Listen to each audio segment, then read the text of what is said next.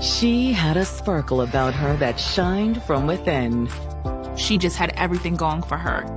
Everybody wanted to be around Danielle. They loved her. She made you feel happy. And he was someone who filled her with that same happiness. He had just come back from overseas. They had this instant chemistry. He was very nice to her and catering to her. But just when things seemed perfect, their future is shattered by a violent attack. I was laying on the floor with her until they came. I don't think I've ever been that devastated. As investigators begin examining the fragments of the night's events, they'll shine a light on the splintered details of a love gone wrong. They knew something was off. They had a love triangle on their hands. Man, I'm trying to figure out what the hell's going on, bro. But when the case threatens to implode, they realize that he has lied to them. I looked at him. I said, I said, look like a demon. Police fear it will be impossible to discern the truth from the lies. He's going to try to kill one of them, or they're going to kill him. He told detectives, what I have to say, you're not going to believe. I was like, oh, hell no. Ain't nobody gonna believe that I wasn't the one to pull the trigger. You shouldn't be killing people just because your feelings are hurt. That's weak. January 11th, 2009. As the holiday hustle fades, citizens of Jacksonville are looking forward to a new year on Florida's eastern coastline. Jacksonville is a big city with a small town feel. One of the really cool things about living here is a lot of people know each other. We have a pretty thriving downtown, a lot of entertainment in the city center. It's a place where you feel the love, you feel, the excitement. But at 3 p.m., 56-year-old Janice Stubbs is starting to panic. Jacksonville 911, Hodges. Yes, I need to get an officer. She calls the Jacksonville Sheriff's Office to report her daughter, Danielle Stubbs, missing. Danielle had made plans to go with her mother to actually go shopping.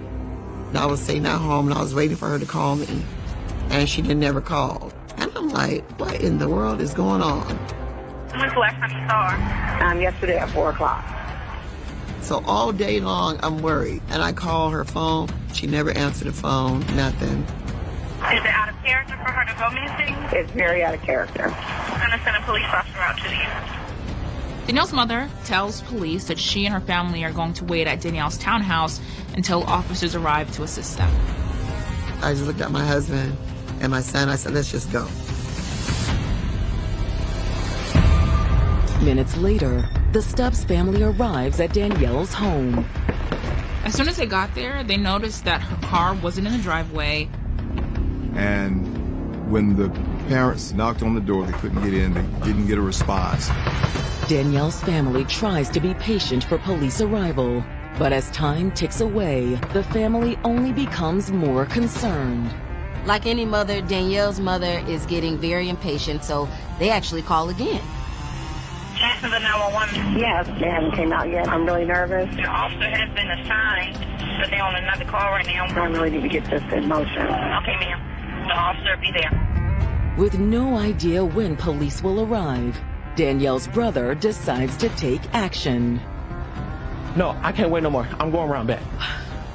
Her brother decides, you know what, I'm gonna go look around on my own. He goes to the back of the house, finds the door unlocked, goes inside, and then goes to the front door to open the door for his parents. Danielle! Danielle, is she here? Danielle! Is she here?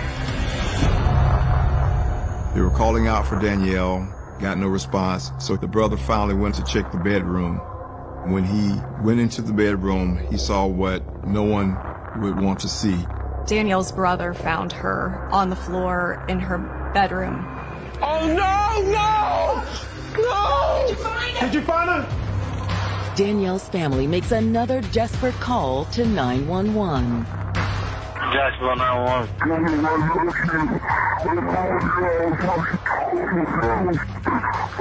Sir, what happened? Danielle's brother can barely communicate. I just found her dead. Since she was a child, Danielle Stubbs made it a point to always look her best.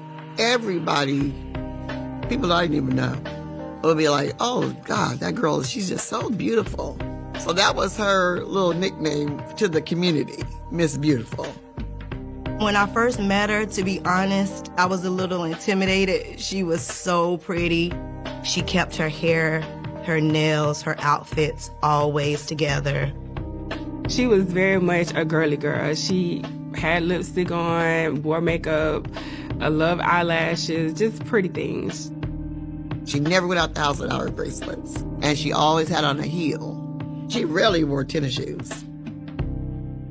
But while Danielle had incomparable style, it wasn't the only reason people called her Miss Beautiful. Her personality, she's beautiful inside and out. Everybody wanted to be around Danielle. They loved her. I didn't know anything negative about Danielle. It was crazy. She was very giving. She made you feel happy. When 26-year-old Danielle wasn't spending time with family or friends, she was putting in long hours at work. She was actually working 2 jobs. She worked full-time in hospital administration in the emergency room at Jacksonville Naval Air Station. The doctors there, they really enjoyed being around her. And then she also worked with her mother at their family business in the beauty salon. She did hair at her mom's shop. She was a braider, but she did a lot of other styles as well, too. Danielle was really independent. She fully supported herself and just genuinely enjoyed her life. Danielle, she took very good care of herself. She made sure she always kept herself together. She never asked anybody for anything. She was an awesome person. Like many women in their 20s, one of Danielle's favorite pastimes was enjoying the nightlife her city had to offer. Danielle was living the life of what most girls her age would do. She was not married yet, but certainly dating and enjoying going out with her friends. And in the spring of 2008, a typical night out would change Danielle's life forever. Danielle was out with some co-workers when she met 24-year-old Justin McMillan. Hey, that next round's on me. Oh, thank you. When Danielle and Justin met, they had this instant chemistry. No, you really didn't have to do that. A beautiful girl like you deserve it. He was very nice to her and catering to her. It was so easy for them to just open up to one another. The two of them talked for hours. He had just came home from being overseas. He spent 2 years in Iraq working with the military as a personal trainer. Justin was originally from Georgia and had 2 young kids that still lived there with their mother. So he disclosed all these things to Danielle about what was happening in his life. He had been separated from his wife, and apparently that marriage was ending, but he still wanted to be able to spend time with his kids. He was feeling a little bit lost. He had just moved back to Florida and was staying with some family until he kind of figured things out. Yeah. I'm so sorry. Divorce is so hard. Danielle had just this big heart and a giving spirit. If you need anything, I'm here for you. That means a lot. From there, the relationship between Danielle and Justin took off. Justin was staying with Danielle quite frequently. She was having fun. He was just doing what she needed him to do to make her feel secure in a relationship. I think Danielle liked that Justin had a lot of time for her. He was open to going to family functions and just basically being a good boyfriend to her. They even discussed getting engaged after Justin's divorce was finalized. But now Danielle's panicked family is on the phone with 911 after discovering her lifeless body on her bedroom floor. I just found her dead. Okay, where was she cut or shot or how was she killed? I don't know, she's been cut in the blood. The police are on the way and the ambulance as well. At that point, she was already gone. And I just started rubbing her back, rubbing her back. And I was laying on the floor with her until they came. Police arrived within minutes. It's so clear that this woman has died a very violent death, and there's nothing they can do to save her. I was kind of in shock. I was trying my best to see, was she gone? I just could not believe it. Who could have done this to Danielle? Of 2009, 26-year-old Danielle Stubbs seemed like she had it all. People called Danielle Miss Beautiful, and it was quite evident that she was beautiful inside and out. And with her handsome boyfriend, Justin McMillan, by her side, the sky was the limit for the couple. These two really hit it off. Everything just was working. It was like a match made in heaven. But just hours after reporting her missing, Danielle's family has made a heart-wrenching discovery. Danielle lifeless on the floor of her bedroom. For us, we were in shock. My baby was gone. She was gone. The shock waves from Danielle's death echo throughout the community. I don't think I've ever been that devastated. I hadn't really experienced that kind of hurt. It was just very devastating. It was more hurtful for me to just see her family just torn apart like that, to be honest. It was just hard. Homicide detectives are determined to get to the bottom of this tragedy. Their objective at that point was to process how it happened. They've noticed multiple gunshot wounds, one in the arm and one in the head. Police found 2 spent .45 caliber shell casings around Danielle's body and collected it as evidence. Investigators immediately rule out robbery as the motive for this crime. They noticed there weren't really any signs or obvious evidence as showing like someone had broken into her home. There's no signs of forced entry or any valuables missing. So at this point, it's more likely that Danielle was killed by a person that she trusted and had access to her home. Back at the station, detectives reach out to one of those trusted individuals, Danielle's boyfriend, Justin McMillan. He had called the police station several times asking to speak with them while they were at the crime scene. Hey Justin, how you doing? I'd gotten a couple messages to give you a call. Yeah. I don't, man. I'm trying to figure out what the hell going on, bro. He said as soon as he heard the news that Danielle was gone, the first thing he did was call Jacksonville police. Okay. Well, good. Well, then maybe you can help me out a little bit. Is there anything maybe that you might be able to tell me that might be able to help us? When's that last time you've actually seen her, talked to her? It was probably about 6 o'clock Saturday evening. About 6 o'clock the night before, she invited him to go out with her along with her co-workers out to a club, and he declined the offer. Justin claims that he went to spend time with his family, and Danielle was supposed to call him when she got home. This is crazy, because, I mean, she told me she was going to call me as soon as she left the club because she wanted me to spend the night with her. Right. Because I was leaving. I was just going to move back to Georgia. Justin explains that he and Danielle had recently decided to end their relationship. Due to Justin having personal business, I'm assuming with his kids needing to go back to Georgia, that was going to be the end of them. Justin said that it was an amicable breakup, that there was no hard feelings. I mean, you can ask any of her friends or parents, man, they have not gotten into one altercation. But Justin says he never heard from Danielle that night. Justin tells detectives that he was supposed to hear from Danielle before the club closed, but when he didn't, he decided, okay, well, I might as well hit the road and head to Georgia. So what time do you think he was out of Jacksonville? It was maybe 2. He says he's been in Georgia ever since, but got worried when he hadn't heard from her. So is there anything that you know, maybe someone has been upset with her or people she's been hanging out with or anything? All right, it was this guy. He mentioned a gentleman by the name. About, I'm going to say 2.5 weeks ago. I was driving her car because she took my car and went to the beauty salon. And I was at the gas station. Went to go get me something to drink and a pack of Black & Mild.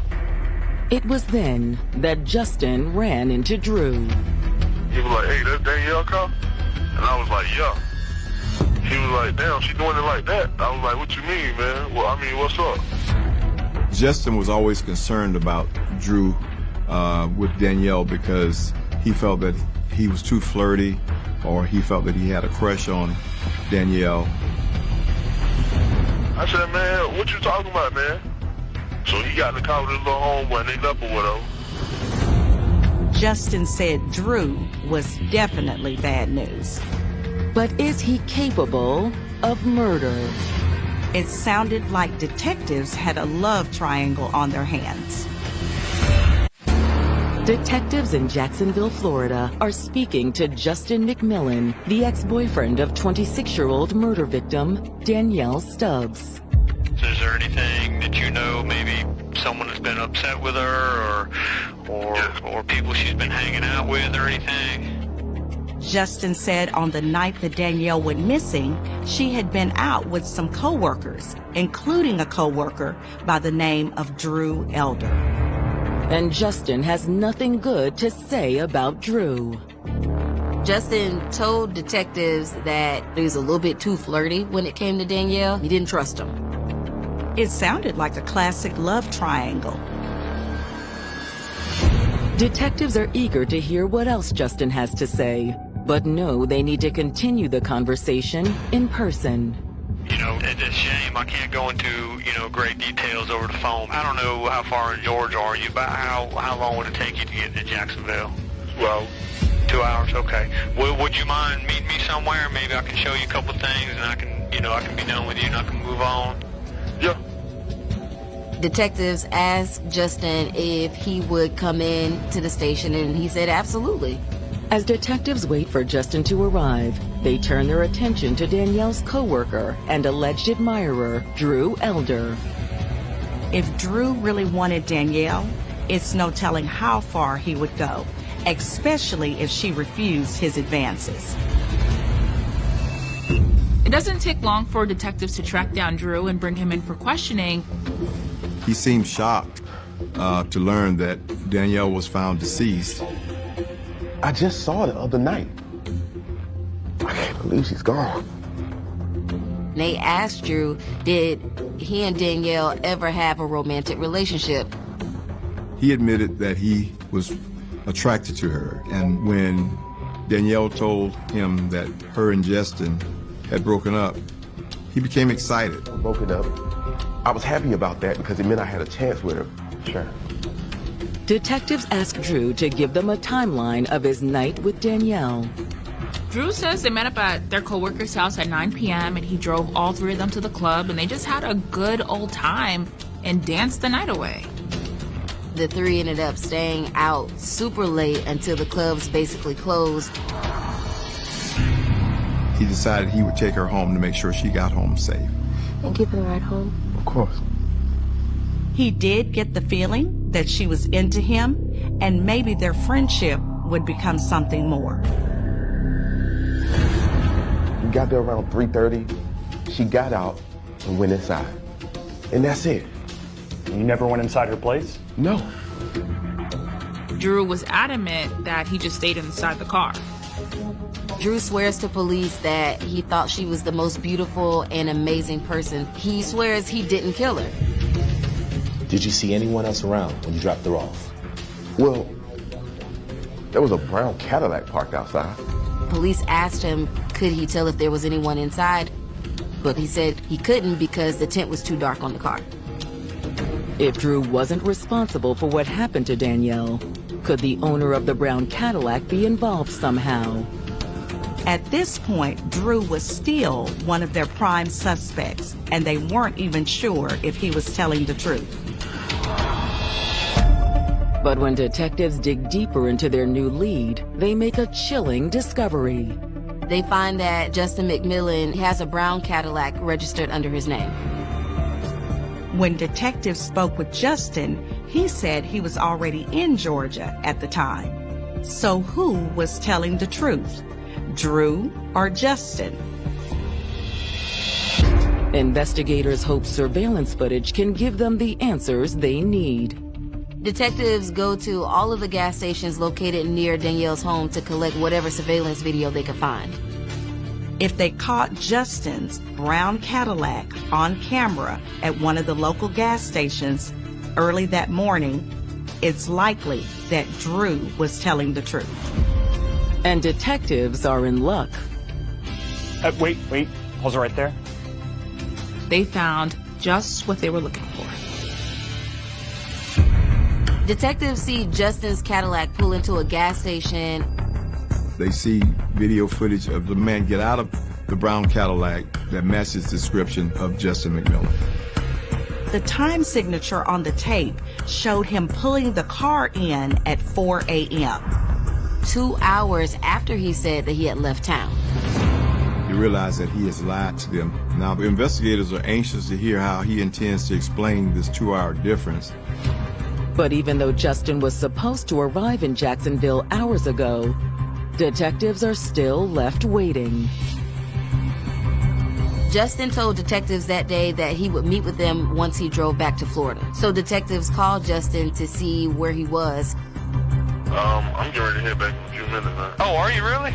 Yeah. Okay. I mean, I don't have nothing to run from. I don't have nothing to hide from. No one's saying that, Justin. We're just trying to figure out what's going on, and you can help me. That'd be great. However, by the next day, Justin still hasn't shown up. Detectives sit and wait, and time just continues to go by. They call, they get no answer. He never came. Since it appears Justin is evading them, their only option is to bring him in by force.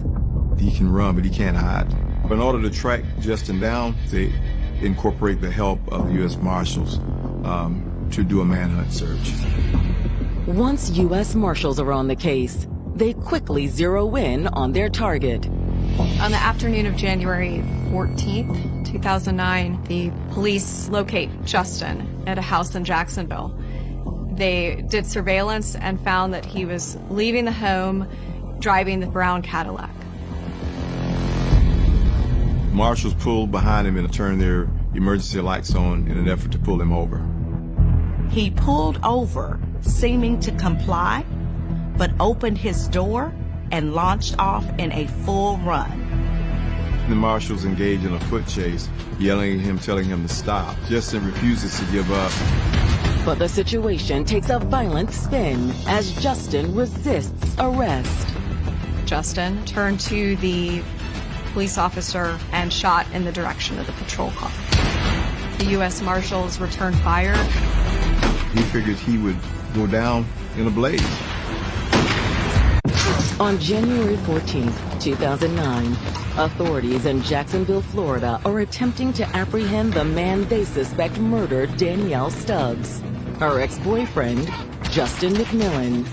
But the Air Force veteran isn't going down without a fight.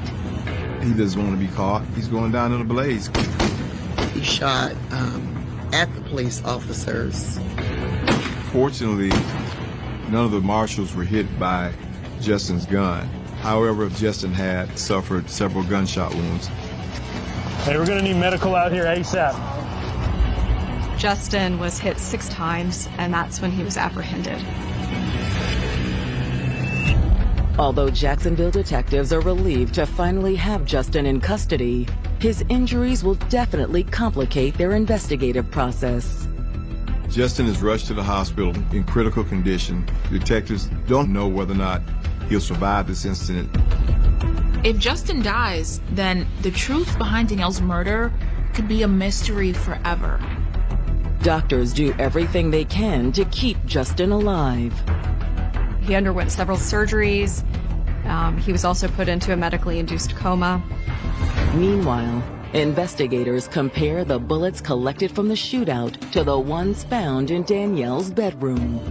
The casings that were found in Danielle Stubbs' apartment came from a .45 caliber handgun the same type of gun that was collected at the shootout with the U.S. Marshals. With all of this evidence pointing towards Justin, what detectives want now is a confession. And 2 weeks later, they'll get their chance when Justin awakens from his coma. On January 29th, detectives from the Jacksonville Sheriff's Office met Justin in his hospital room. Justin, hey man, how you feeling? Doing better? Okay. When we talked on the phone, you remember talking to me? Yeah. I want to go back over a little bit of that with you. But when prodded by detectives, Justin stands by his original story and claims the last time he spoke to Danielle was around 10 p.m. on the 10th. Seems like she's going on some friends from work. Were you mad that she was gone? No. He said he hung out with his family in Jacksonville that night, waiting for Danielle to call after she left the club, but she never did. I stayed up until about 2, to the gas station. Some gas in my car. Went to toilet. However, the surveillance video shows otherwise, that he was still in town at 4 a.m. Detectives let Justin know that they know he's lying about getting on the road at 2 a.m. You know that little gas station right around the corner from her house? You're on video in there. You went inside. Your car's actually out in the parking lot. But this is at 4 o'clock in the morning. Realizing he's caught in a lie, Justin admits he was outside Danielle's home when Drew Elder dropped her off at 3:30 a.m. He said he still loved her and wanted to say goodbye before he left to go back to Georgia. You wasn't mad? There's nothing wrong with being angry. That's just it's a human emotion. No. Okay, what happens from there? Inside.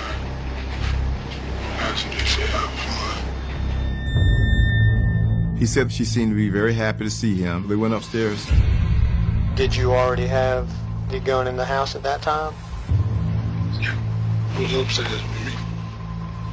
I'm gonna miss you when I have to move back to Georgia. I'm not ready to say goodbye. I know. Justin said he laid down to go to sleep with Danielle, and the next thing he knew, he blacked out.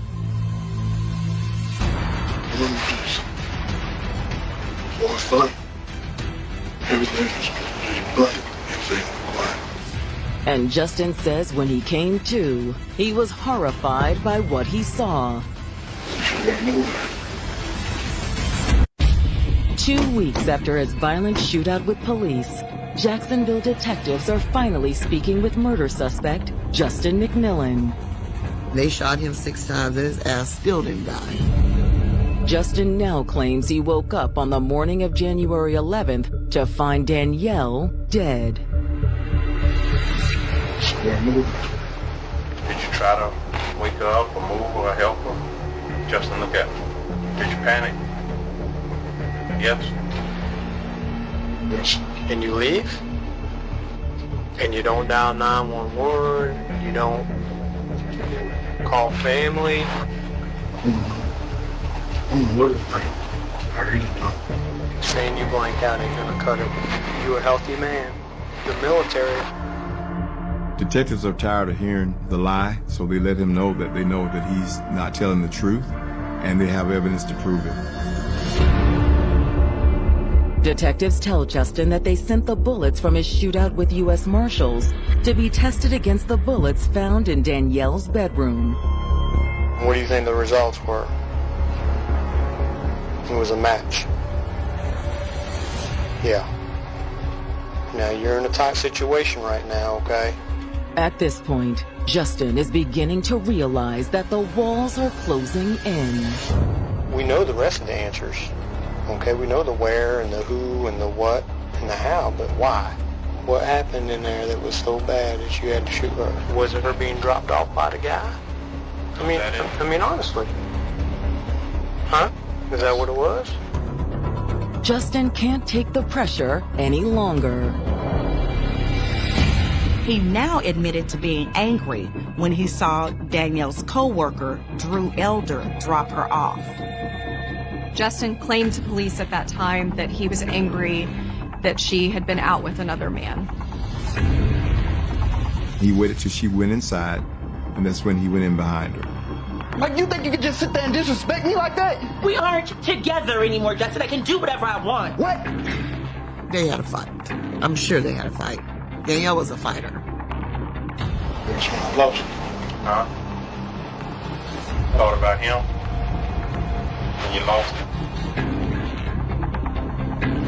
What happened? What happened? Shut. He was like, ain't nobody gonna have you if I can't have you. That's how he thought in his head. And then what? Shot her again? That's when Justin admits he fired the fatal shot into her head.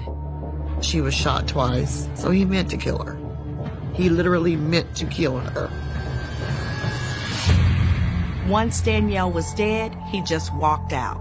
He went to a nearby gas station to fill up his car and then left for Georgia. I wish millions would have. Deserve to be punished. Yeah, probably so. The detectives tell him that he's going to be charged with the murder of Danielle Stubbs, as well as attempted murder of U.S. Marshals. Word of Justin's arrest spreads like wildfire. Once he went to jail, they caught him and everything. We saw it on the news, and people were calling. I mean, it was the big time. It was a big thing in Jacksonville. It was a sigh of relief, but at the same time, I knew it wasn't going to bring my friend back. With Justin McMillan's confession now on record, investigators are hoping for an easy conviction. But as the trial looms closer, they get an unexpected call from the Duval County Jail. While awaiting trial, Justin asked to speak with members of the Jacksonville Sheriff's Office. Detectives sit down with Justin again, this time in an interrogation room. I ain't seen you since you was at the hospital. You're looking a lot better, like I said, man. You putting on some weight. Looks like you're healing up, okay? He told detectives, what I have to say, you're not gonna believe. It's pertaining to that night. Okay. I didn't pull the trigger. He changed his story entirely. Jacksonville detectives have finally obtained a confession from Justin McMillan for the murder of his ex-girlfriend, Danielle Stubbs. But while in jail awaiting trial, Justin makes a shocking announcement.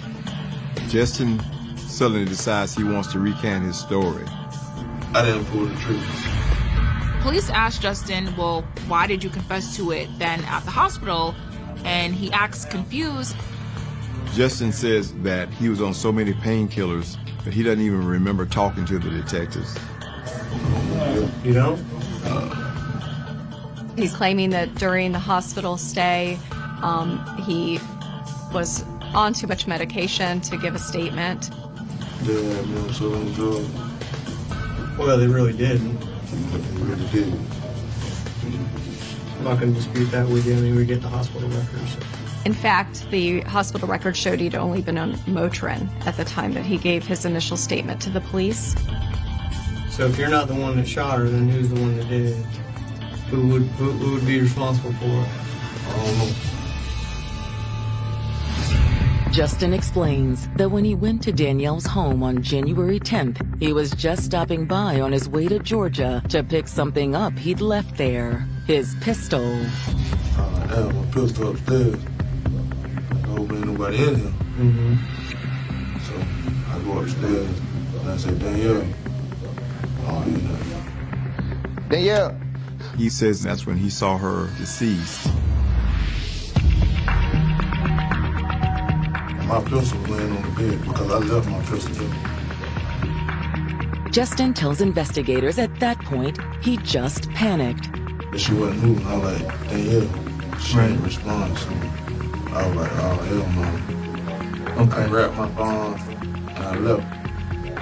I mean, at the time, I knew nobody wasn't gonna believe that. And I know now ain't nobody really gonna believe it. Justin was essentially claiming that someone else killed Danielle with his gun, framing him for the crime. It's just ridiculous. Did it ever cross your mind to call for some help? Because that's going to be the obvious question.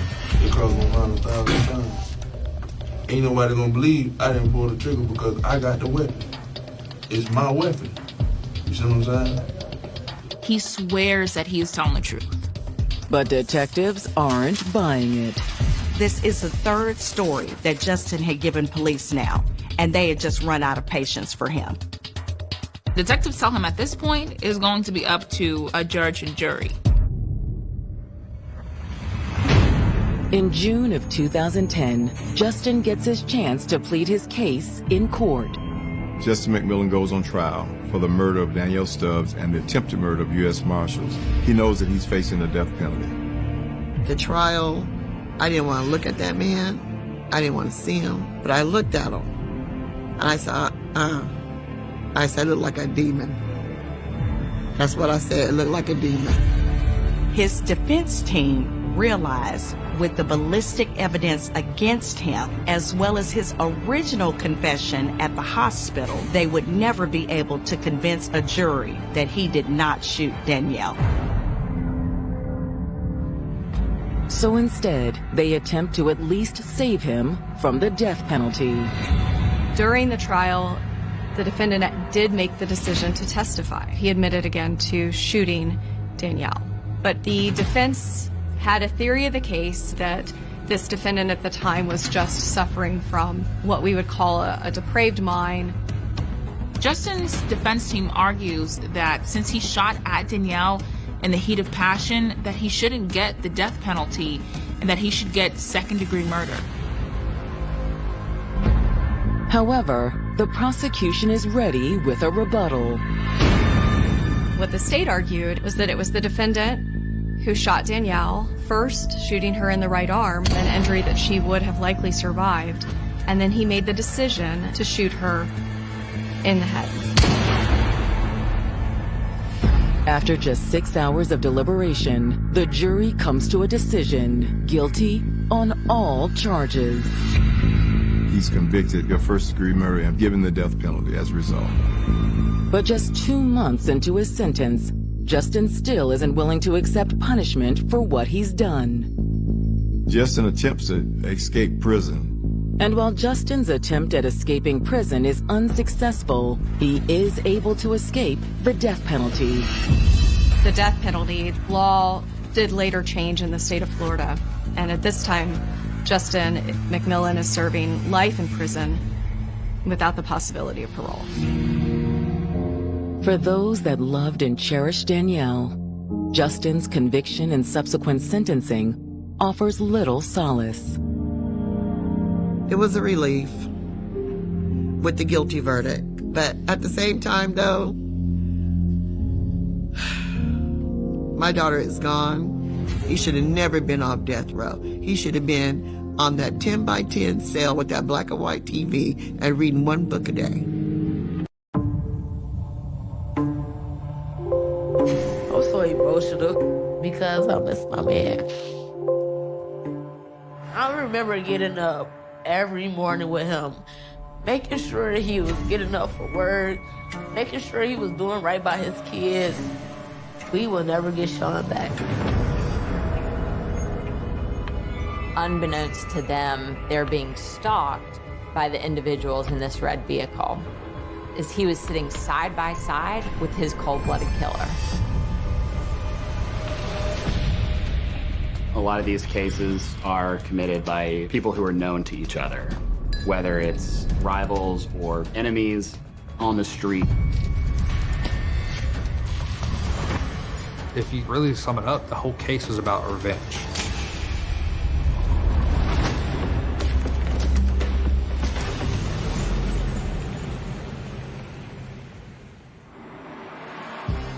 January 17th, 2021. It's around 6 a.m.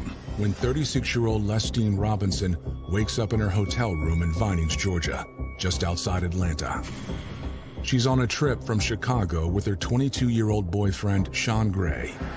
but she's surprised to discover he's not there. I woke up, I didn't have no cover on me, and I just had on my little lingerie, and I was reaching for him. I guess I was coming to my senses. I'm like, oh, hold on, Sean ain't been here with me all night. You know, since I fell asleep. I thought Sean had crept off. And I'm like, I'm texting him. And I'm like, I know you did not bring me to Atlanta to do this. Like, an hour went past and I was just laying there and I'm still texting, no Sean. I was calling Sean's phone and somebody had answered his phone. Finally, somebody picked up. I thought it was him. Then the man said, "You been just calling his phone." And I'm like, well, who is you? Because now, this not Sean answering his phone. Sean had two phones. Then the man hung the phone up. And when I called back again on the FaceTime, the lady from the front desk answers. I'm like, how you get these phones? You know, asking her. And she said that the guy had brought her the stuff. I'm like, that's my man's phone. She like, laughed and joked like, well, did he lose some shoes or something? And I'm like, some shoes? I'm like, let me see the shoes.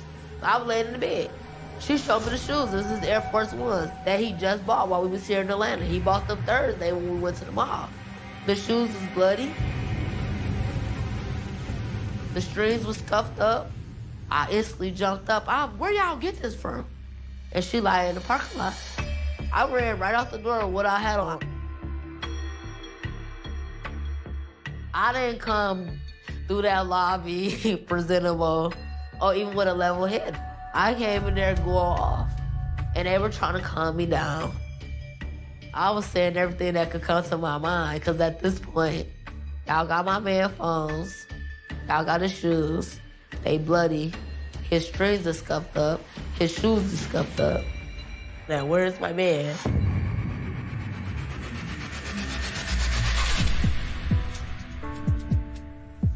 Sean Gray was born in the inner city of Chicago, Illinois, to a drug-addicted mother and an absentee father.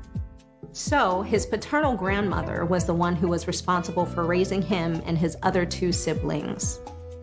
Sean's grandmother really saved him and his siblings. She worked 2 jobs, she worked extremely hard, and that really stuck with Sean. Sean was a good kid. He didn't get into much trouble growing up.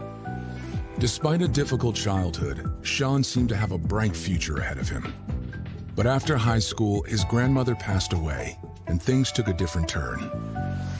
Sean was growing up in Chicago at a very violent time in the city's history. There were a lot of gang activities, there was a lot of drug activities. Sean wasn't perfect, and no human being is perfect, and we all make mistakes. After Sean graduated North Chicago High School, he was trying to find himself, and he got caught up in the streets. He ended up going to jail for a little bit, I think for like a year or so. When Sean got out of jail, he did straighten himself up. He found them a job through a temp agency, working for PaBeL Laboratories. Sean went to work every day, faithfully, Monday through Friday, as he should. Sean ended up having 2 children of his own. He was a great father, a devout father. He took a chapter out of his grandmother's book and worked really, really hard to provide for his 2 children. Even though Sean was the father of 2 young kids, he was still single. He was out there looking for love, and he just happened to find it through Lestine Robinson. Lestine was 13 years older than Sean, who was 22 at the time, and she was the mother of his 16-year-old friend, Alram. We were having a nice cookout, and they pulled up, and he wanted to be fed because Sean liked to eat. And that's pretty much how me and Sean got together, from that cookout. And I was worried about what people would think about me and Sean dating, and especially the fact that him and my son were so close. Eventually it came out, and I was embarrassed at first, but after a while, it's like, I ain't care.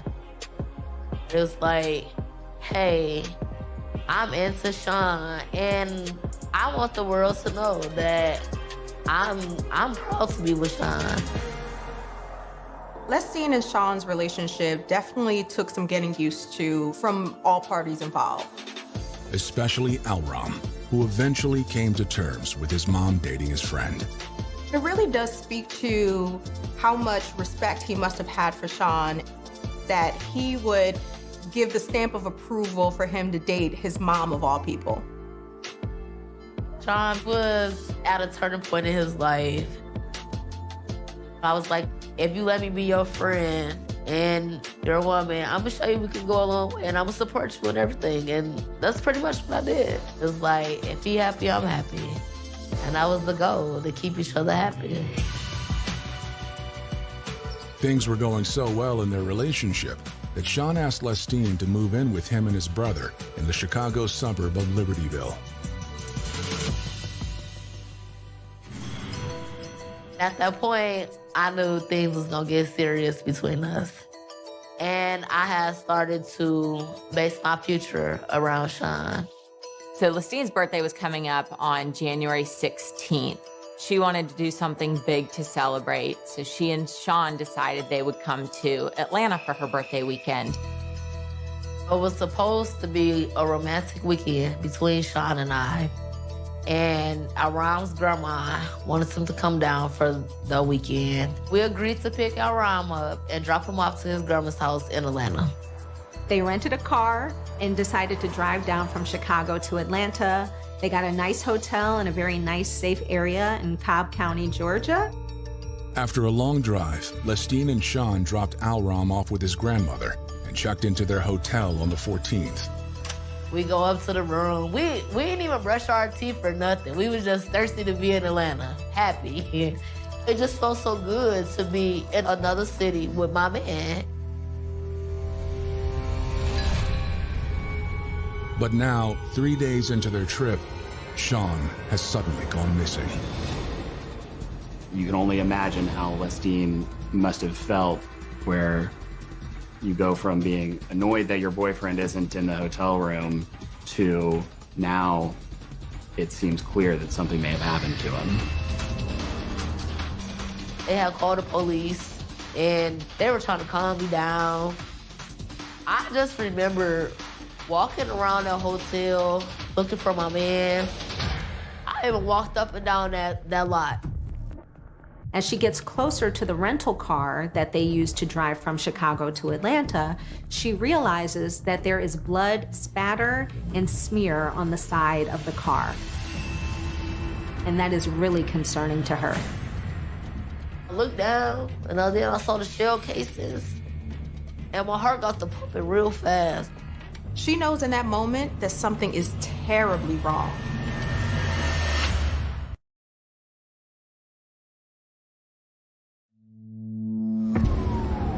Cobb County, Georgia police respond to a 911 call from Lestine Robinson about her boyfriend, Sean Gray. The call initially came in as a missing person. So Lestine had called in and basically said she can't find her boyfriend. I gave him all his information, everything that I could think of, from what he had on to his ID. I had all this stuff to his social security number. Detectives asked when Lestine last saw Sean. Right before they were about to doze off to go to sleep, Sean remembered that he left his bottle of water in their rental car. So he decided to get up out of bed and go back down to the parking garage. They took my report and I walked them downstairs and I showed them where we was parked at. There's blood in the parking deck near the vehicle, as well as shell casings. The water that Sean went down for was still inside the vehicle. There was cash in the vehicle. I don't want a ton or anything, but there was cash in the vehicle on the floor. The vehicle was locked and there was no damage to it.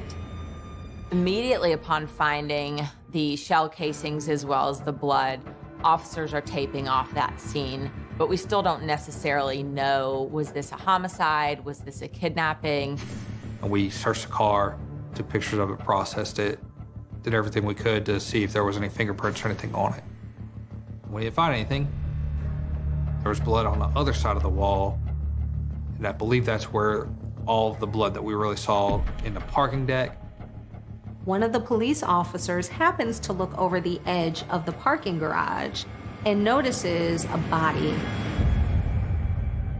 on the ground, on the embankment, lying there. Before they can escort her away, Lestine sees him too. I had saw Sean laying there, and he was laying there, stretched out, flat face on the ground. And at that moment, I felt like I lost everything.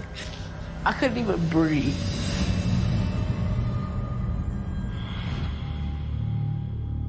Sean is pronounced dead at the scene. Closer inspection of his body reveals 4 gunshot wounds. This is a homicide.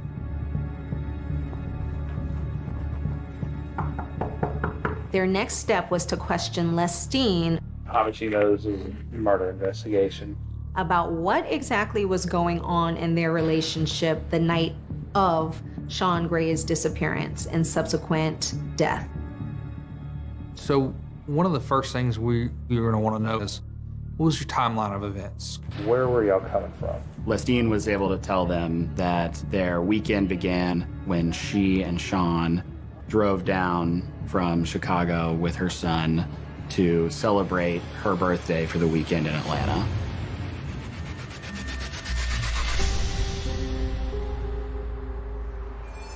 So it would have been Lestine, Alram, and Sean. Eventually that evening, they drop Alram off at his grandmother's house. So the next day is January 15th, and that's Lestine's actual birthday. So that morning, they go sightseeing.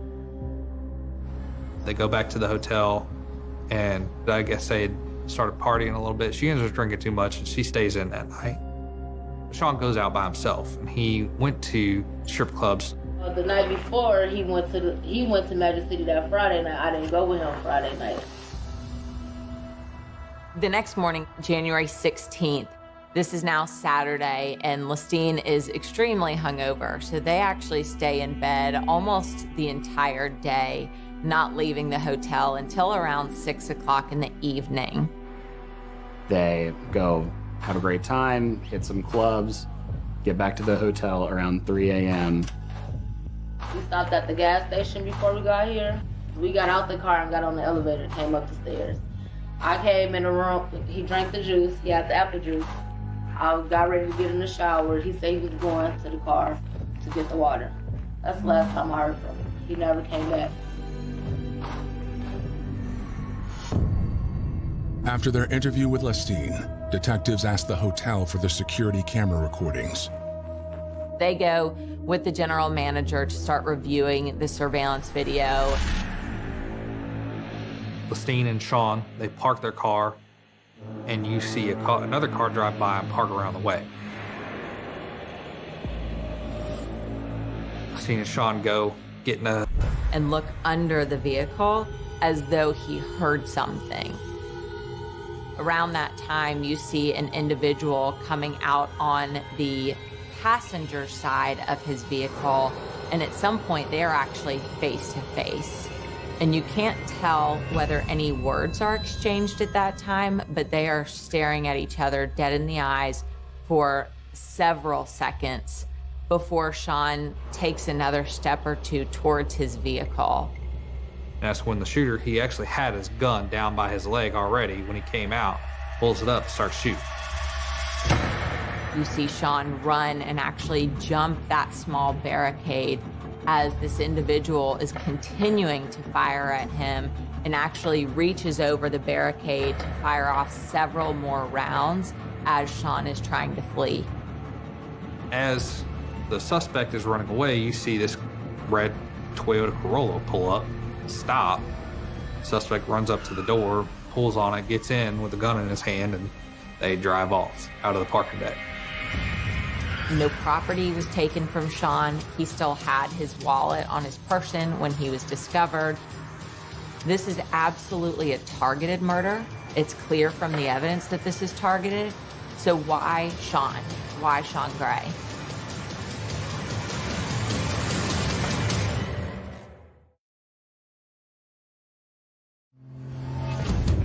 Hotel security footage has given Cobb County detectives their first lead in the murder of Sean Gray. They think they're after at least two people, the shooter and the getaway driver. So this was a very lucky case in the sense that officers were able to get a perfectly clear image of the tag of the red vehicle. Almost immediately, law enforcement is running the tag of that red vehicle, and it comes back to a woman who lives in Atlanta. On the video, both the shooter and the driver appear to be men, so authorities focus on the registered owner's address. So we look for every male that's associated with that address, and we find one guy that's old enough to be involved, to be as old as that guy was, and his name happens to be Ashley Davis. Once we had him identified, we took an arrest warrant. We started calling for assets to pick him up. But every SWAT team, the Marshal Service, Georgia State Patrol, anybody that could actually serve that arrest warrant for us, help us out, were all tasked out to the Capitol. They believed that there was going to be riots at the Capitol because of the election. So we actually had to wait 4 days. Authorities used the time to learn more about Davis. Investigators are able to use social media pages for their investigations. They're able to determine who people are communicating with, who their friends are, where they might have been at certain times and dates. We know that our victim was from Chicago, had never been to Atlanta before. So Detective Knight is going through Ashley Davis's Facebook account to figure out what connection he might have to Chicago. All of his little Facebook friends, all of his posts, there's one single connection with somebody from Chicago, and it's Jay Bracey. I don't know what his real name is, anything like that. So I reached out to some of the jurisdictions up around North Chicago area. I actually got in touch with one of their crime analysts. I sent them Jay Bracey's Facebook page. While the Chicago crime analyst works on identifying Jay Bracey, authorities in Georgia finally take Ashley Davis into custody. So January 21st, Ashley Davis is actually picked up by U.S. Marshals. He's brought to Cobb County Police Headquarters for an interview. He claims he had nothing to do with the shooting. Me and my girl were beefing, and she went out to me supposed to do it. I went out to try to find, I ain't gonna lie, I was trying to solicit. Okay. I'm not gonna lie. So, do you remember being in Cobb County? Don't actually at that time, no. Investigators get a search warrant for Davis's phone and find more incriminating evidence. We do a phone extraction, and in doing so, Detective Knight noticed that there was some text message exchange around the time of our homicide where Ashley Davis is texting someone who's saved in his phone as Jay Chi-Town. You start looking in the thread of those text messages between Ashley and this Jay number. And you see there's screenshots from the B-Way crew page where they've just arrived in Atlanta. There's a picture taken from the Courtyard Marriott where Sean Gray was staying and was discovered. Why is Jay Chi-Town sending a text of this screenshot from Facebook to Ashley Davis? Gang squads in Chicago and Atlanta are not aware of the B-Way crew. So what is their connection? In that extraction of Ashley's phone, probably 2.5 hours after murder, you see him text Jay Chi-Town, "Hey, dump the line." We found out that meant change your phone number. Get rid of that phone line and get a new phone number. There was also several text messages about a tracker and where particular individuals were. And that really got Detective Knight's attention. They had said delete the app with the tracker. Made me think there was a GPS tracker. I saw the surveillance video where he's behind the car, so at that point we're like, maybe he was putting it on or taking it off, or I don't know. By now, the crime analyst in Chicago thinks they have identified the man known as Jay Chi-Town and Jay Bracy. It could be a man named Jamar Bracy. Jamar's actually served time in the Illinois State Penitentiary up there, and he's living in the Atlanta area now with his brother. If Jamar Bracy and Ashley Davis were involved, who was the driver and who was the shooter? Now that they have a name, investigators dig into Bracy's phone records. So we know we want a court order for those cell phone records, and we want to know where that device was at the time of our homicide. Let's see, he's got location history right near where the victim is killed. And I also see he has location history where a gas station was, where I know my victim was. We found a car in his name, tag number, and we ran that tag number through our license plate reader system. And on the day that the victim got to town, Jamar Bracy's car was seen on tag readers in Cobb County around that hotel multiple times for several hours in that area. Jamar Bracy was sitting at that hotel from 1 a.m. on Friday, January 15th until about 11:45 a.m. So you're talking about 10 and a half hours. Who does that? Someone who is absolutely positively obsessed. A haunting clue comes when analysts study Bracy's social media. On a Facebook post he made just after the murder, he said, "Hurt me, I'll let karma do its job. Hurt my family, I'll become karma."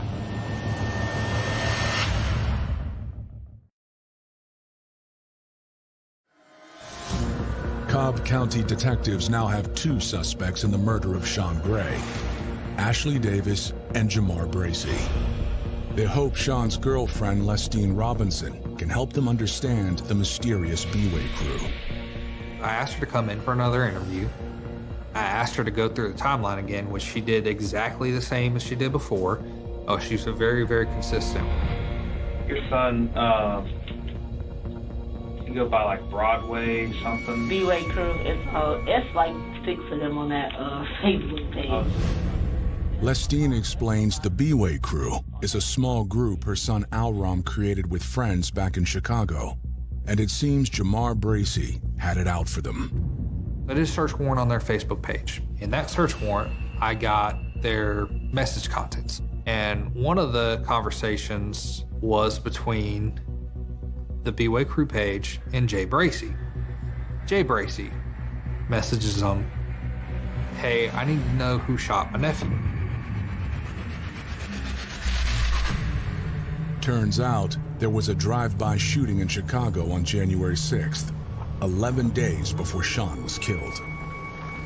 Chicago Police Department informs Cobb County Police that drive-by shooting involved 16-year-old Brandon Walker being shot in the neck. Brandon Walker is actually Jamar Bracy's nephew.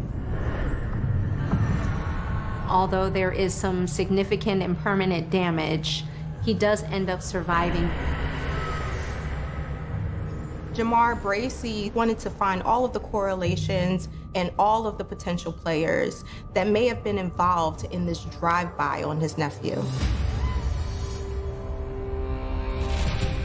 The messages reveal Bracy believed the B-Way crew and Lestine's son Alram were tied to the drive-by when he saw a photo Alram posted that showed the apartment complex where the shooting took place.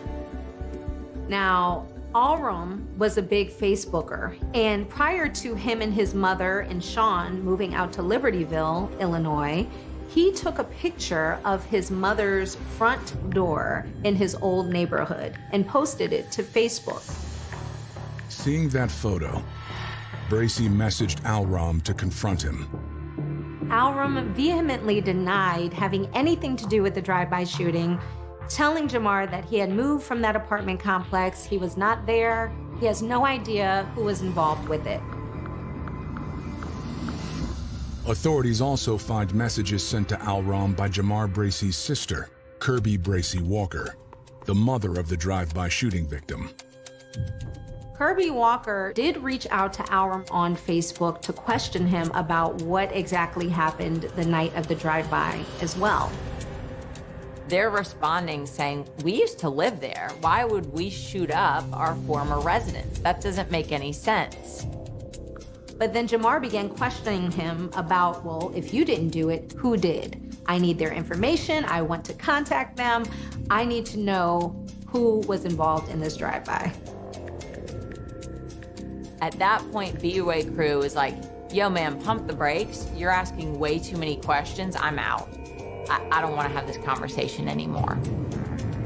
So Alram quits responding, just chalks it up to a weird interaction, and keeps using Facebook like normal. The Facebook warrant also reveals Alram was the one who posted the photo outside the hotel, never realizing what Bracey might do with it. Not even an hour after Sean, Lestine, and Alram arrive at the hotel, Jamar Bracey sends that screenshot of the post that they've arrived in Atlanta to Ashley Davis. So now Detective Knight sees, okay, some sort of shooting happened in January of 2021, about 11 days before our murder, and all of a sudden Jamar Bracey is in Atlanta committing a murder of this guy, Sean Gray, who's from Chicago. So how does this fit together? Investigators think that when Jamar couldn't get information from Alram, he decided to target him. Jamar now feels like he needs to get to the bottom of what happened. He was fueled by revenge, and he was gonna get payback for his nephew.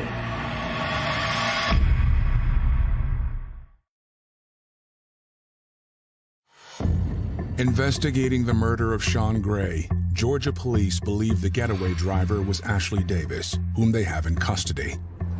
Now, they're after the alleged shooter, Jamar Bracey.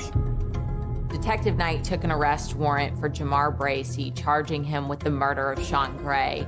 And on February 24th of 2021, U.S. Marshals located him in North Carolina, where he was taken into custody.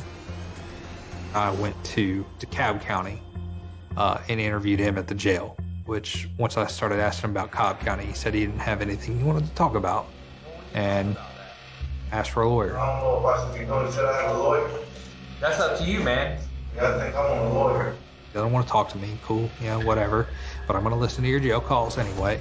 And you say some interesting things on there, like talking about his blood, which is Ashley Davis. Hey, do me a favor. No. All my social medias, don't get in no inboxes on them. Don't make no comment, don't talk about nothing. Yeah? Yeah. They trying to put a first-degree murder on me just from free blood of post. I'm gonna sue the damn piece. And at one point, he gives his Google account information. At this point, Detective Knight got a court order for Jamar Bracey's Google records. If you have an Android device, you're required to have a Gmail account in order to set up the phone. And from there, Google is tracking everything that you do. In going through those Google records, we also find an email from Optimus. Now, Optimus is a company that provides tracking services, and they have an app associated where you can actually be keeping tabs of the tracking device, seeing where it is on your cell phone. So we see an email where Jamar Bracey is actually signing up for that tracking service. It took me about a week and I got a search warrant for Optimus GPS tracking and all their history. The police were able to determine that Lestine and Sean's vehicle had been being tracked since the day after they arrived in Atlanta. Alram is the one that posted on B-Way Crew saying, "We in the A," indicating that Sean, Lestine, and Alram had arrived in Atlanta. Jamar Bracey was hunting them. What he didn't realize is that Alram went to stay with his grandmother and he ended up stalking Lestine and Sean instead. Jamar Bracey put the Optimus tracker on the vehicle rented by Sean Gray. Jamar Bracey is tracing and stalking and hunting our victim every step of the way. At one point, Bracey thinks he might have been spotted, so he has Ashley Davis drive him in Davis's mother's car. That evening, on Saturday, January 16th, Jamar Bracey again goes to Ashley Davis's residence. And it's there that they get in the vehicle together and actually follow behind physically for 3.5 hours Sean Gray and Lestine Robinson. On the way back to their hotel, Sean and Lestine stop for gas. I was like, I have to go to this gas station. I gotta see if we got some video here. So I get there, and sure enough, I get video of Sean Gray pulling up in his Mitsubishi Outlander. He gets out and he checks the car, and he goes inside the gas station. He buys his Voss water. He goes back out to the car. Right about when he's getting in the car, here comes Ashley Davis. Jamar Bracey and Ashley Davis were sitting right next to Sean and Lestine at the gas pumps minutes before he was murdered. And right when they pull up, Sean drives off. At this point, it's about 3:11 in the morning, and they are heading back now to the hotel, which is right around the corner from that Marathon gas station. At 3:21 a.m., you then see this red sedan pull into the parking deck. When Sean comes back to his car at 3:30 a.m., he is met with Jamar Bracey pulling a gun, firing on him in cold blood.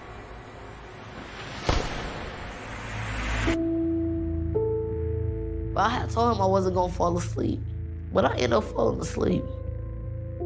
He was coming right back, so I thought. But the whole time, my man was laying just on the opposite of the hotel, dead. The records show Bracey reached out to his sister right after the shooting.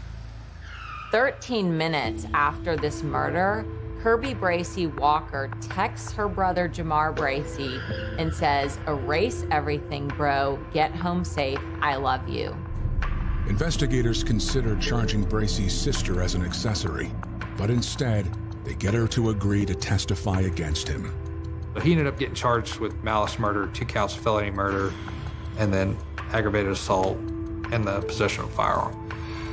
The question is whether the evidence will be enough to convict Bracey. A defense team only really has to interject doubt into the minds of the jurors. They don't necessarily have to prove their case. All they have to do is interject reasonable doubt into the jurors' minds.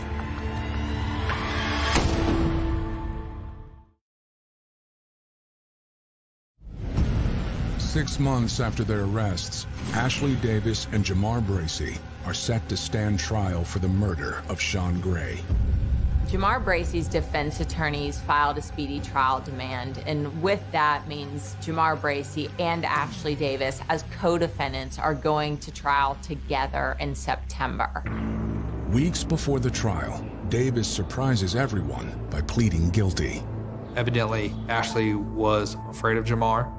He did not want to speak about Jamar. He didn't want to talk about it. And he even asked to go into protective custody at the jail. Ashley did plead guilty. He got a life sentence. Jamar refused to take any deal and decided he wanted to go to trial. Trial began on September 13th, 2021 at the Cobb County Superior Courthouse. Jamar never made one eye contact with me, not one. He never looked at me. He held his head down the whole time. The key piece of evidence for the prosecutors was the surveillance video from the hotel cameras the night that Sean Gray was killed.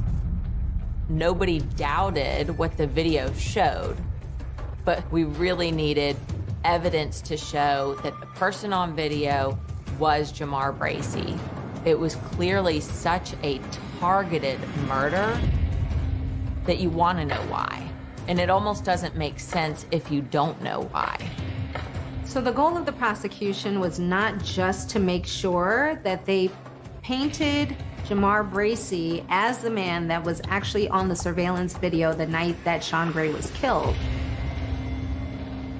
They wanted to make sure that the jury had the full picture of Jamar Bracey as a man who was very determined to exact revenge.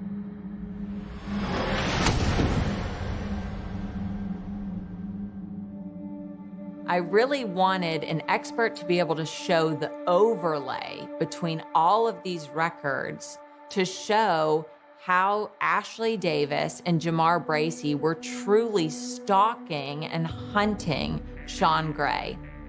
So the expert we hired was actually able to put together an animation that showed the Optimus tracker records coupled with Ashley Davis's records and Jamar Bracey's records. And it was almost like a cat and mouse game where you would see the Optimus tracker moving along, and at the same time, right behind the Optimus tracker were Ashley Davis and Jamar Bracey. This was absolutely a revenge killing where he hunted and stalked Sean Gray, ultimately leading to his death. But the aim of Bracey's revenge was off. His amateur sleuthing led him to the wrong person. He had no idea that Sean Gray was not Al Rom and was not any member associated with B-Way crew. He never cared to put two and two together. Bracey's lawyers present a different theory, one meant to plant a crucial seed of doubt. Jamar Bracey had a twin brother, and during the defense, they wanted to allude to the fact that perhaps Jamar Bracey's twin brother had his cell phone during this time period. They didn't want to go as far as saying Jamar Bracey's twin brother committed the murder, but they certainly were trying to get the phone out of Jamar Bracey's hand. I guess it was their case to say that Jamar wasn't the person who committed the murder, but the jurors did not buy anything that he was selling. On September 21st, 2021, the jury returned a verdict of guilty on all counts. The judge sentences Jamar Bracey to life in prison without the possibility of parole. I don't believe that they charged anybody with his nephew's shooting. If you really sum it up, the whole case was about revenge. Jamar tried to get revenge for his nephew's shooting, but he got revenge against the wrong person. We'll never get Sean back, but this man won't be able to see the light of day again. He'll never be able to hurt nobody else. And that's what made me feel good, to know that he's off the streets. And he'll never, ever, ever be able to take another life. I never want a family to go through what we had to go through. Me and my kids, we speak about Sean every day. And we miss you, Sean.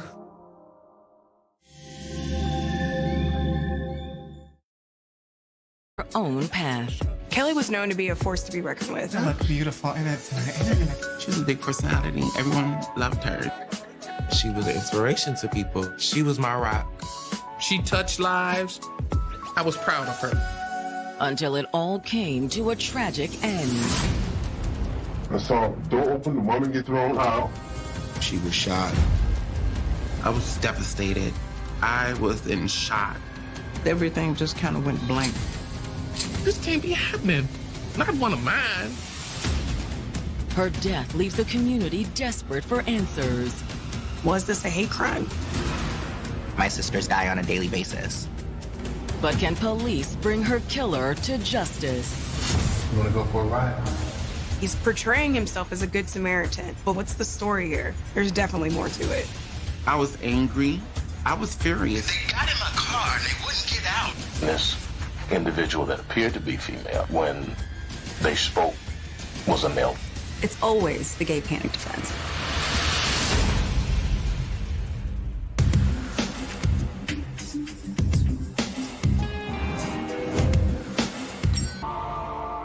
December 7th, 2018. Detroit, Michigan. Once a powerhouse of American industry, the Motor City is struggling to reinvent itself.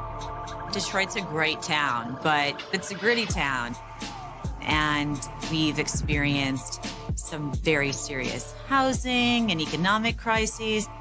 So it's really been trying to bounce back from all of that. Detroit is making a comeback. Our city is on the up and coming. But every reinvention has setbacks. Early that Friday morning, Detroit 911 receives an urgent call from the vicinity of Palmer Park. Palmer Park is a historical park in the city of Detroit, located in the University District.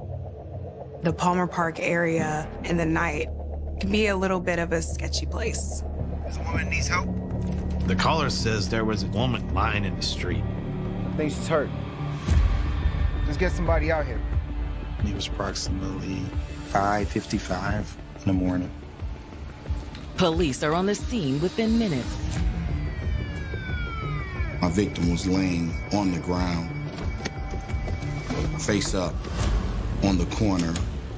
She was grasping what appeared to be a metal spike or like a piece of scissors. And she's bleeding from what appears to be a single gunshot wound. It was her left side right here, like in the armpit area. Oh, she's gone. The individual was deceased on scene. According to the ID, the police find in the purse, the dead woman's name is Kelly Stowe.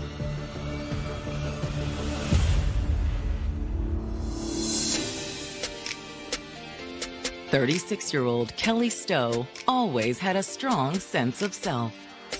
Kelly was a force to be reckoned with. She had her own thoughts, her own mind, but she was very special. Not only was she beautiful and poised, but she was also generous, kind, loving, supportive. The community loved her. But it had taken determination to get there. Kelly wasn't born a woman. He was born Tristan. He was a grandma's baby, the light of everybody's life, spoiled rotten. We're a small family, but we love strong. And we're there, for each other, because we realize that we're all we have. And even from a young age, everyone realized that Tristan was different. The earliest I remember, I know like at 7, she would come home and, be crying, kids teasing her. I didn't really realize how much it affected me, but it was like, no, there's nothing wrong with you. God don't make no mistakes. Throughout high school, Tristan struggled to fit in. She got into sports. She started off with track. She did pretty good. Then she got into football, and me and her dad made her stay with football. She hated it. We found out years later she hated football, but she stayed with it. She was well known for her athleticism. She got a partial scholarship to college and everything. But her heart was never truly in it. It was rough in college. She ended up doing 2 years and then decided to come home. And when she came home, she finally started to embrace her true self.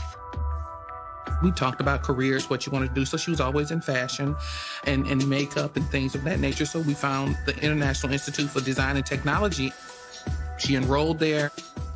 It was like, oh gosh, she finally found a school where she felt like she fit in. Thank God. From there, she just flourished. That's where she really found herself. It was then that Tristan became Kelly. She was like, Mother, when I'm a woman, I feel empowered. I feel strong. I feel beautiful. And it was like, wow. I respect and love her for the fact that she accepted her truth. Nobody should hold nothing in if it's detrimental. Just be happy and live, But it was when Kelly discovered the world of ballroom that she really found a home. The ballroom scene started in New York, where the Black and Latino community decided to come together and put on their own pageants and their own celebrations of who they are and their identities, and created a space that was just for them. When we were watching TV and saw people at BET Awards and walking on the red carpets, in our minds, we knew that we won't be able to do that. So we created our own space where we awarded ourselves and gave ourselves praise. So that's why it's important. It's ours. When it came to the ballroom scene, Kelly came alive. People could recognize her from a mile away. 6'4" stature, beautiful, confident. She was a winner. When she stepped on the floor, she won. And if she didn't win, like, you knew she was there. But Kelly was more than just a fierce competitor. Girl, try this one on too. Stop playing. She was also a role model. I didn't know how to do hair and makeup when I was younger, so of course she taught me. This is a good braid of hair. What kind of braid is this, honey? She did my hair. She dressed me. She gave me the motivation. She let me know that I could do it. She was my rock. She was my big sister, but she also was my mentor. But now, the special woman who commanded the ballroom floor lies dead on a Detroit street corner. She succumbed to a gunshot wound. Other than her personal effects, there was one spent shell casing. And while Kelly died clutching half of a pair of scissors in her hand, there is no sign of a gun. It's definitely a homicide. But could it be more than that? We've got one female deceased. Can you go ahead and start major crimes in the ME? A transgender woman had been murdered. It is so dangerous for them just to be who they are. Was this a hate crime? After leaving her old life behind, Kelly Stowe had gone on to shine in the world of ballroom. She loved it. That seemed to bring her a lot of joy. It is the best thing in the world when you are finally able to be your authentic self. So we have these good hoochie mama dresses. She was bold, beautiful, and funny, and intelligent. She was warm, and everyone loved her because she always had a loving smile on her face. She was a big personality. And she was a role model to those around her. When people are not afraid to be their authentic selves and be out there, that starts to break down barriers. She felt comfortable living her own life and her own truth. But now Kelly's life has come to a sudden, violent end. She is dead on a Detroit street corner, killed by a single gunshot wound. So investigators really needed to know if Kelly was the target of a hate crime. A hate crime is anytime you intentionally assault somebody just because of their sexual orientation, their social status, their religion, their ethnicity. A lot of people take for granted the little things that are really unsafe for my community. It's not safe for every trans person to take the bus or go to the gas station to get a pack of cigarettes. The daily things that we take for granted are some of the reasons as to why my sisters die on a daily basis. Living this lifestyle, we have lost a lot of people, and it puts you in a scary place. It's being normalized, killing trans women. For the moment, the detectives aren't sure what motivated the murder, or if Kelly was even shot on the street corner. This could have been someone that's dumped out of a vehicle. This could have been an old spent shell casing. However, since the victim is trans, the detectives have to take that into account. At the onset of any investigation, you have to follow the evidence, right? And based on where they found Kelly, the detectives have reason to believe the crime could be motivated by anti-trans prejudice. Trans women of color, particularly, congregate in the 6 Mile and Woodward area, which is Palmer Park area in Detroit. It's been like that for quite a while. There is an LGBT center there. It's the only place in the city that will take them in. No homeless shelter will take in a trans person in the city because most of them are faith-based. So there's just no support system for this community.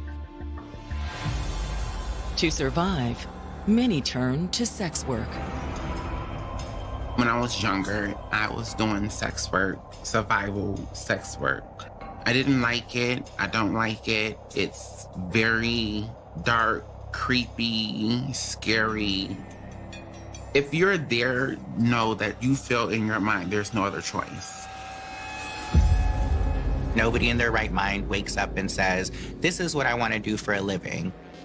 They don't have any other option to have the things that they need in order to survive, whatever that is, whether that's food, whether that's access to hormones, medication, a roof over their head, a phone to be able to call their loved ones. The detectives suspect sex work could explain why they found Kelly's body near Palmer Park. It has been historically a place where you find prostitution. If someone is looking for a target, if they're looking to murder a transgender woman, the Palmer Park area would be the perfect place to do that. But that doesn't necessarily mean that her death was a result of a hate crime. Hoping for insight, detectives start knocking on doors around the park. They're looking for more witnesses, right? People who were in maybe the park area, but it seems like nobody saw anything. A lot of times, the community doesn't want to step forward. A lot of times, it's mistrust of the police. They don't want to be targeted themselves or retaliated against. We can do what we can, but they still have to live in that community at the end of the day. However, the canvas does produce one thing that could be useful. There was a church across the street that had video. But before the detectives can get a copy of the video, 911 dispatch gets another urgent call. The call came in about 6:30 in the morning. I like to report a shooting. It's coming from a gentleman who says that he experienced a robbery in the area earlier that morning. They got in my car. They wouldn't get out. Give me money, get out. He said that he had to shoot them.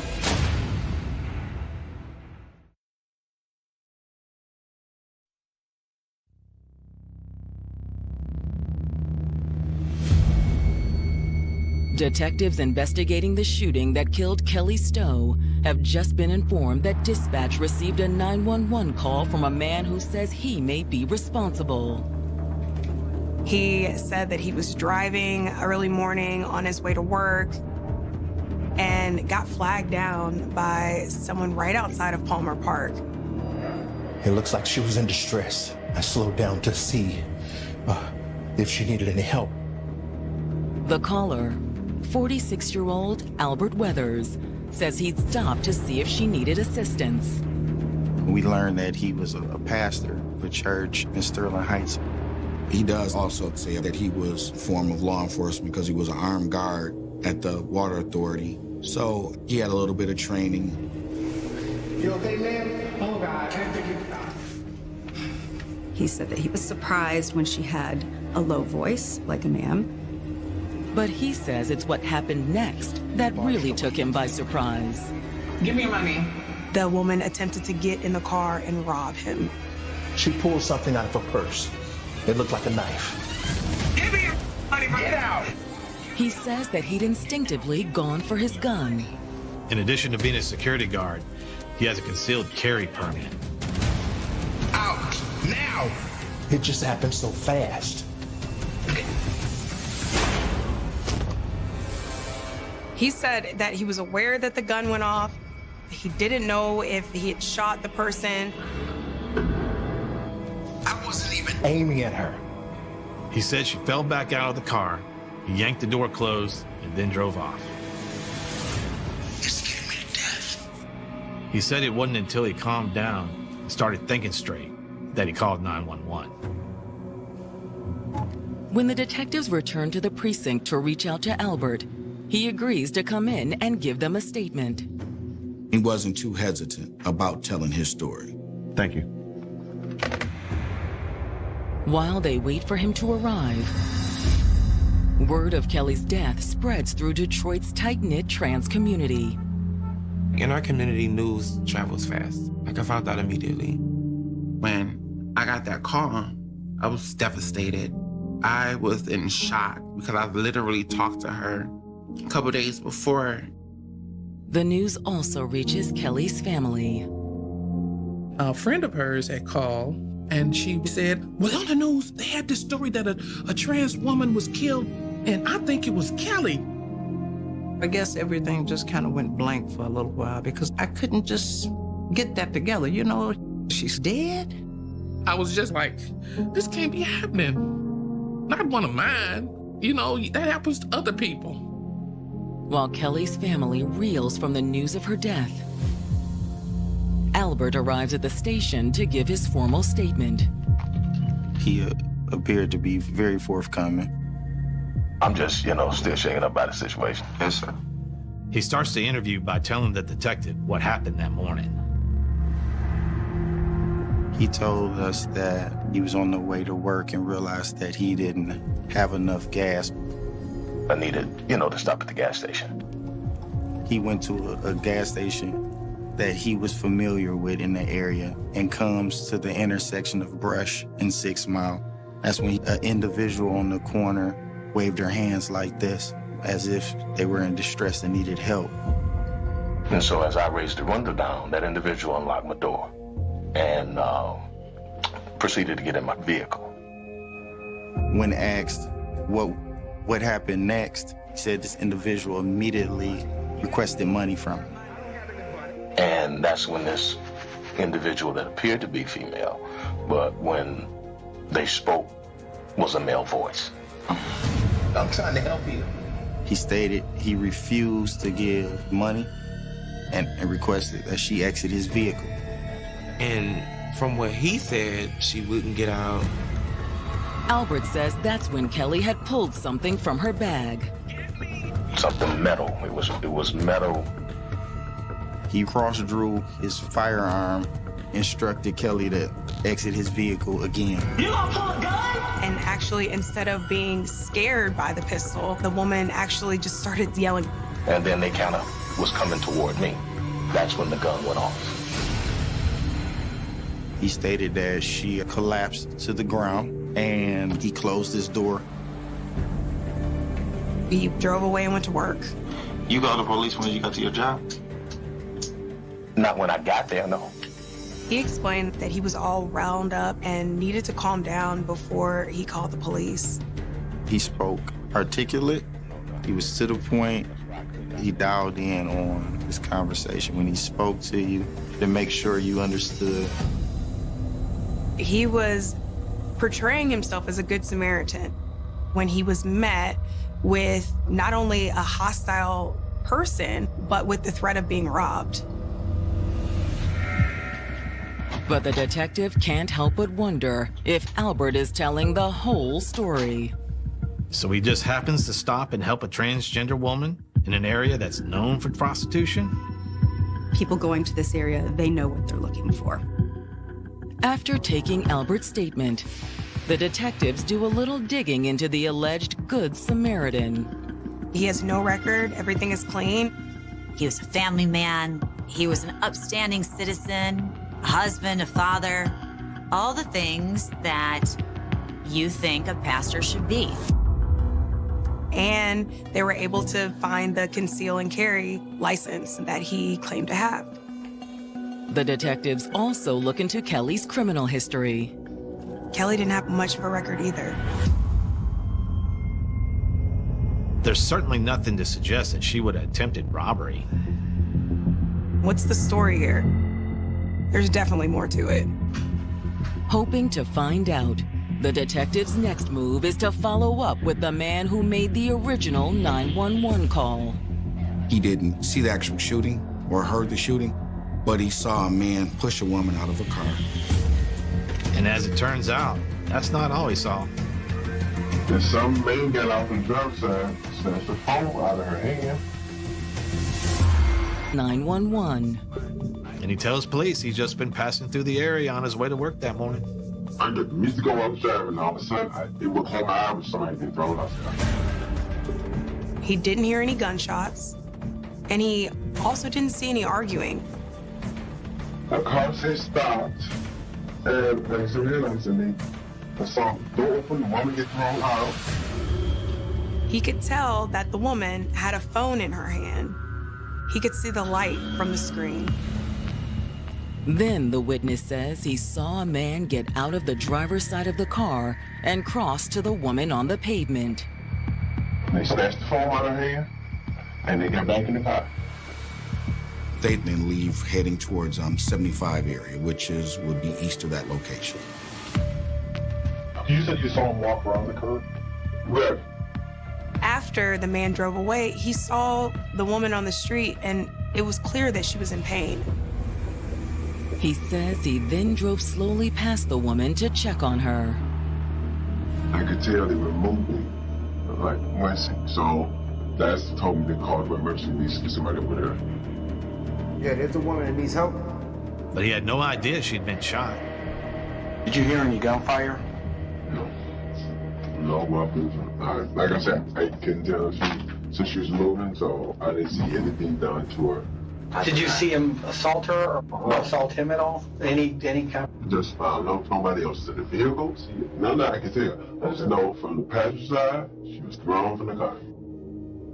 Parts of what the witness says fits with what Albert has already told detectives.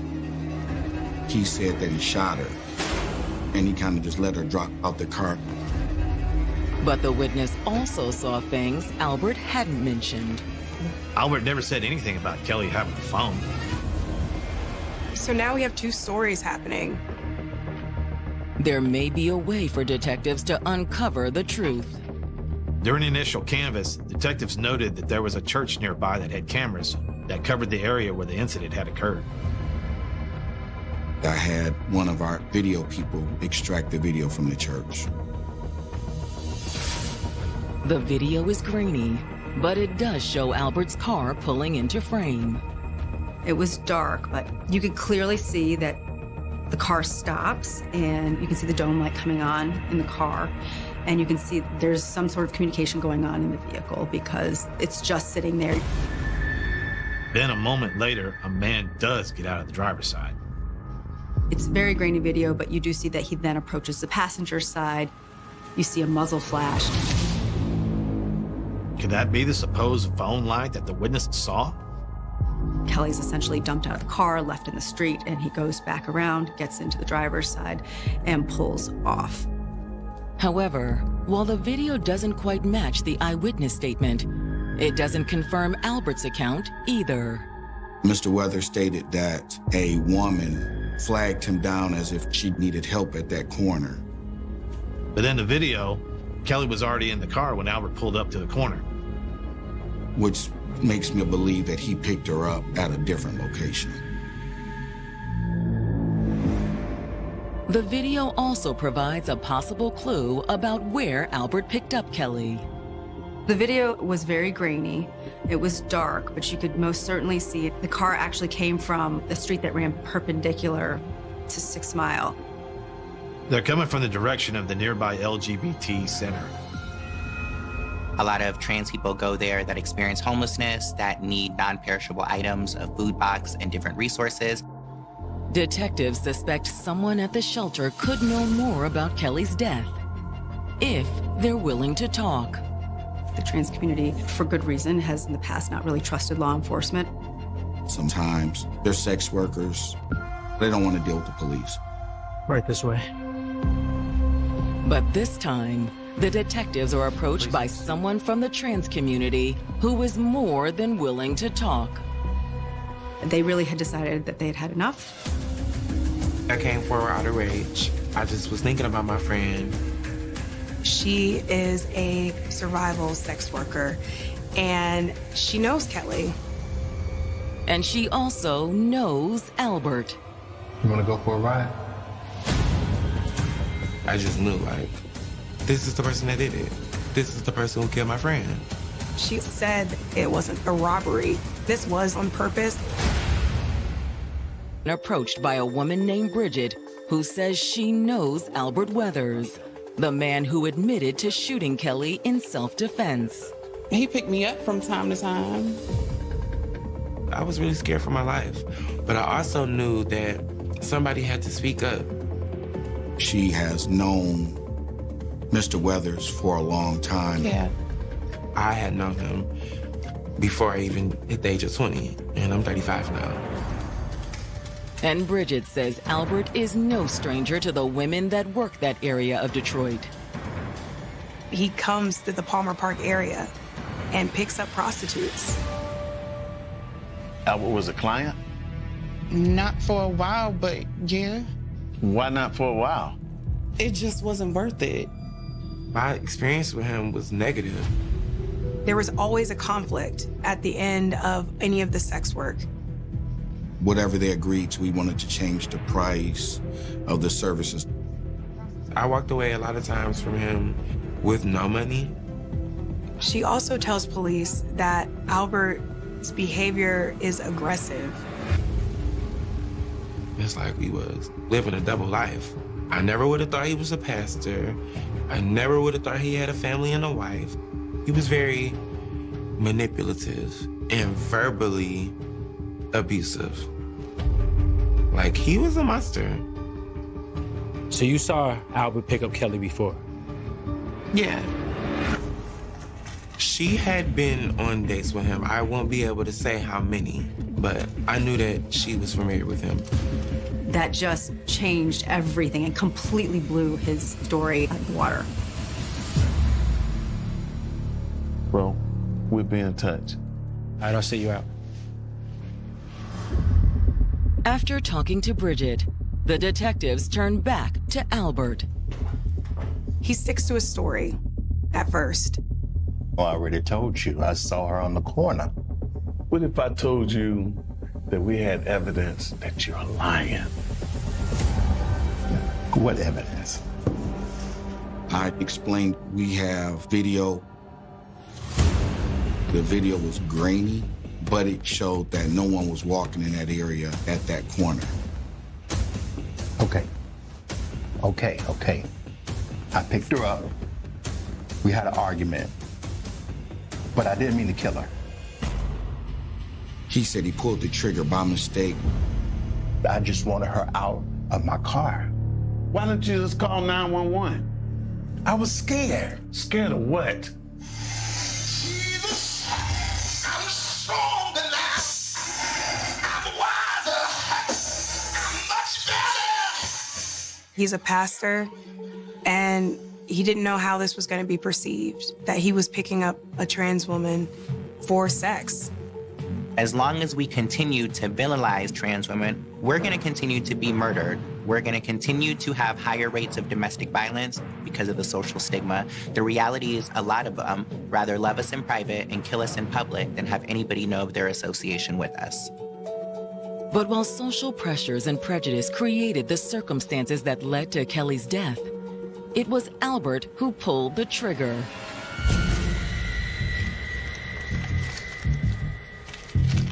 I think that it had more so to do with Get out. Where's the rest of it? Mr. Weathers not willing to pay for some service. Where's the rest of my money at? Stop playing with me. I asked you to get out. I'm not going nowhere. You're going to give me the rest of my money that you owe me. You got the right one today. I'm not gonna say it was premeditated, but I just felt like he already was ready for that type of situation. I don't know what you walking over here for. I'm not going nowhere. You're going to give me the rest of my money. Out. He pulled the trigger and shot her one time. And then he just left and went to work, like a normal day. The way that he left her in the street and drove away, it's sickening. I don't think he saw us as people. I think he saw us as a lot of people do, a fetish. It became pretty clear that he wasn't the upstanding pastor and father and husband that he had claimed to be. Miss Albert, stand up. After the interview, the detectives charge Albert with the murder of Kelly Stowe.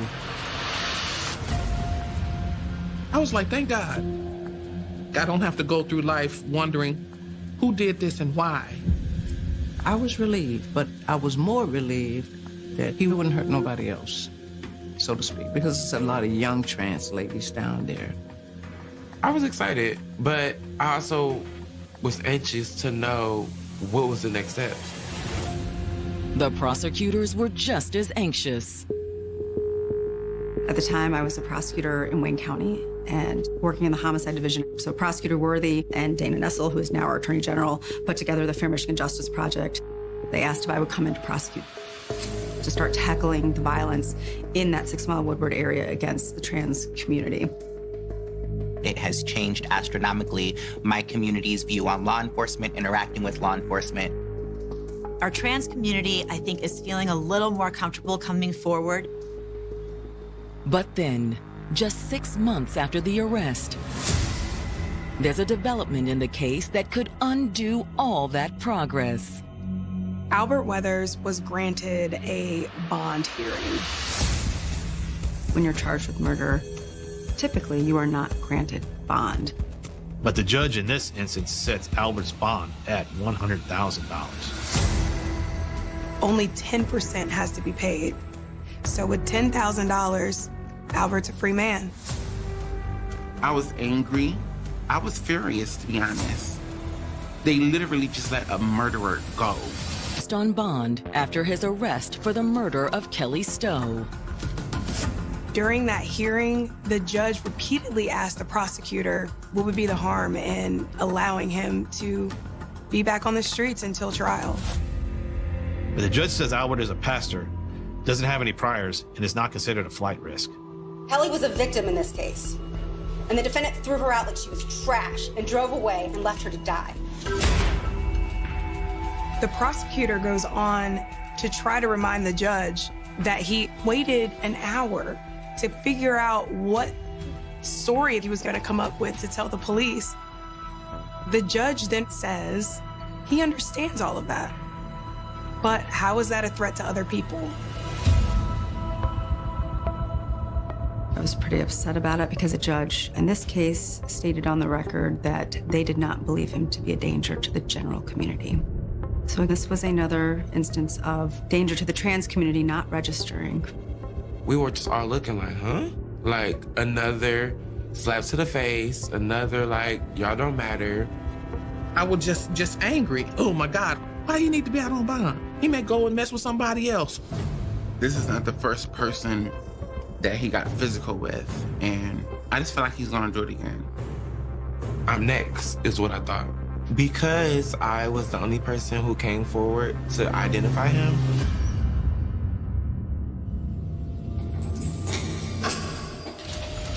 After making bond, Albert returns to his job as a security guard. And to his church. He even officiated at a wedding. It was crazy. It was more like manipulation. I wanted to go to his church. I wanted to rally like a group of people together just to go to his church on one good Sunday, right? Because I wanted to know if his congregation really knew who was sitting behind that pulpit. Albert spends the next 4 years out on bond awaiting trial. With the COVID, the pandemic, everything got pushed back and pushed back and pushed back. It really had everyone asking, is he ever going to be on trial? I had to just say, okay, God, revenge is yours, because it's going to come to an end eventually. Finally, in 2023, Albert's attorneys reached out to the prosecutors about a possible plea deal. I feel that we had a good chance of, obviously, a conviction. And defendants, when they see an onslaught of evidence, they make decisions based on that. I think we all know that Albert Weathers had a history of soliciting transgender prostitutes. He was already facing pretty serious allegations, and I don't think he wanted all of that out in the open. The prosecution also worries that a jury might believe Albert's claims of self-defense. It's the gay panic defense that they want everyone to buy into. It's always the gay panic defense. A lot of it comes down to what you can prove. You don't know what a jury's gonna do. It's possible he wouldn't serve any prison time at all. In July of 2023, Albert pleads guilty to second-degree murder and a felony firearm charge. The felony firearm is an additional charge that goes with the commission of a crime while using a firearm. In exchange for his plea, the judge sentences Albert to 8 years for murder, with an additional 2 years for the firearm charge. I was not surprised with the plea. He knew he was guilty. We knew he was guilty. They knew he was guilty. The judge knew, but that's not a sentence. Of course, you know, you hear murder, you want 20, 25 years, but the prosecutor, she was very good in explaining how that system worked. So once she broke it down and when it came back to what they said, I was okay with that. For murder, too, for someone who has no prior criminal history, these numbers are actually within the realm of what they could get after a trial. Everyone would have liked to see him serve more time, but I also think after so long, I think everyone was glad to see that justice was being served in some way. I'm glad that finally this was an end and he admitted guilt. The family does have a little bit of closure that Mr. Weathers is sitting down in prison, and hopefully he will understand why he's there.